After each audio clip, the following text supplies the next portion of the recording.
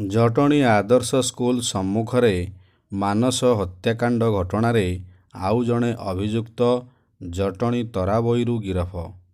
ଜଟଣୀ ଷଣ୍ଢପୁର ଆଦର୍ଶ school ସମ୍ମୁଖରେ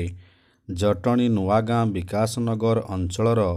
ମାନସ ଦଳେଇ ହତ୍ୟାକାଣ୍ଡ ଘଟଣାରେ ଅଭି ଓରଫ ଅଭିରାମ ବାଘସିଂହ ପୂର୍ବରୁ ଗିରଫ ହୋଇସାରିଥିବା ବେଳେ ସେହି ଘଟଣାରେ ସମ୍ପୃକ୍ତ ଆଉ ଜଣେ ଅଭିଯୁକ୍ତ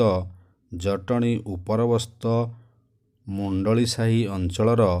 ସ୍ୱପ୍ନେଶ୍ୱର ବଳିଆରସିଂହ ଓରଫ ସ୍ୱପ୍ନେଶ୍ୱର ବାଘସିଂହ ଓରଫ ସପନାକୁ ଜଟଣୀ ଥାନା ପୁଲିସ ଜଟଣୀ ତରାବୋଇ ଯୋଗମାୟା ମନ୍ଦିର ନିକଟରୁ ଆଜି ଅପରାହ୍ନ 5 ଘଣ୍ଟିକା ସମୟରେ ଗିରଫ କରିବା ସହ ତାଠାରୁ ଏକ ଖଣ୍ଡା ଓ ମୋଟର ସାଇକେଲ ଜବତ କରିଛି।